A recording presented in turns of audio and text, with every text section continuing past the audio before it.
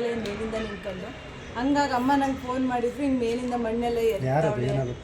ನಮ್ಮ ಅಣ್ಣನ ಹೆಂಡ್ತಿ ಸರ್, ನಮ್ಮ ಅಣ್ಣನ ಹೆಂಡ್ತಿ ಅವಳು ಮೇಲಿಂದ ಎಲ್ಲ ಮಣ್ಣು ಎಡ್ಸೋದು ಎಲ್ಲ ಮಾಡಿದ್ದಾಳೆ. ನಮ್ಮ ಅಮ್ಮನ ಸೇಫ್ಟಿಗೆ ಅಮ್ಮಂಗೆ BP ಜಾಸ್ತಿ ಆಗಿತ್ತು.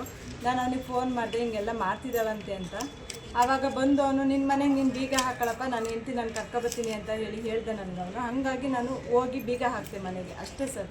ಬೀಗ ಹಾಕಿದ್ದಕ್ಕೆ ಏಕಾಏಕಿ ಬಂದು ಅವ್ರ ತಂದೆ ತಾಯಿನೆಲ್ಲ ಕರೆಸಿ ನನಗೆಲ್ಲ ಹೊಡೆಸಿ, ಅವರು ತಂದೆ ಎಲ್ಲ ಬಂದು ನನಗೆ ಹೊಡೆಸಿ ನಮ್ಮನೆಯವರಿದ್ದರು ನನ್ನನ್ನು ಅಲ್ಲಿಂದ ಸೇಫ್ ಮಾಡಿದ್ರು, ಬಿಡಿಸಿದ್ರು ನನ್ನನ್ನು ಹೊಡಿಬೇಡಿ ಅವಳಿಗೆ ಅಂತ.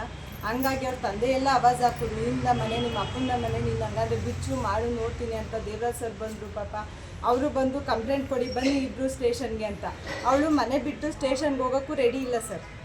ನಾನು ಮನೆ ಬಿಟ್ಟು ಬರಲ್ಲ ಅಂತ. ಮೊಬೈಲ್ ಕೇಳಿದ್ರು, ಮೊಬೈಲು ಇದು ಗೌರ್ಮೆಂಟ್ ಮೊಬೈಲು, ಮಿಸ್ಯೂಸ್ ಮಾಡೋಂಗಿಲ್ಲ, ನಾವು ಮೊಬೈಲ್ ಕೊಡಲ್ಲ ಅಂತ ಹೇಳಿದ್ರು ದೇವರಾಜ್ ಸರು.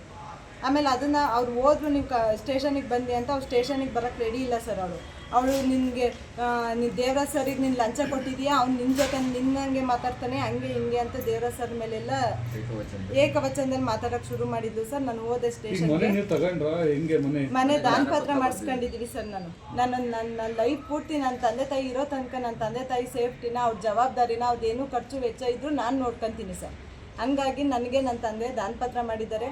ಆಲ್ಮೋಸ್ಟ್ ಅವ್ರದ್ದು ಬ್ಯಾಂಕಿನ ಸಾಲಗಳು ಅವ್ರು ಏನಿದಾವೋ ನಾನು ಎಲ್ಲದೂ ಕಟ್ಟಿದ್ದೀನಿ. ಅವ್ರು ಮನೆ ಮಾಡೋಕ್ಕಾಗಿ, ಸೈಟ್ ತಗೊಳಕ್ಕಾಗಿ ಬ್ಯಾಂಕಲ್ಲಿ ತುಂಬ ಸಾಲಗಳನ್ನ ಮಾಡಿದರು. ಹಂಗಾಗಿ ನಾನು ಅದು ಸಾಲಗಳನ್ನ ಕಟ್ಟಿದ್ದೀನಿ. ಆ ಸಾಲಗಳನ್ನ ತೀರಿಸಿ ನನ್ನ ತಂದೆ ಹತ್ರ ನಾನು ದಾನ ಪತ್ರ ಮಾಡಿಸ್ಕೊಂಡಿದ್ದೀನಿ ಸರ್. ಆ ದಾನ ಪತ್ರ ನನ್ನ ಅಣ್ಣ ನನ್ನ ಅಕ್ಕ ಇಬ್ಬರೂ ಸೇರಿ ಎಲ್ಲರೂ ಒಪ್ಪಿ ದಾನ ಪತ್ರ ಮಾಡಿಕೊಟ್ಟಿದ್ದಾರೆ ಸರ್.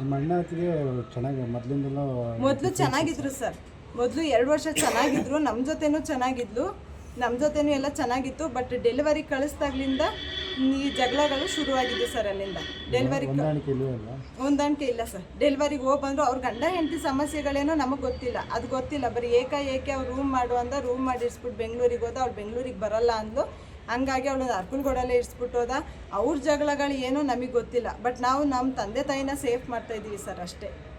ಅವ್ರ ಜಗಳಗಳಿಗೆ ನಾವು ಮಧ್ಯ ಹೋಗಿಲ್ಲ. ಬಟ್ ಅವಳೇನು ಅಂದರೆ, ನನ್ನ ಹೆಸರು ಜ್ಯೋತಿ ಸರ್. ಅವಳು ನಿನ್ನ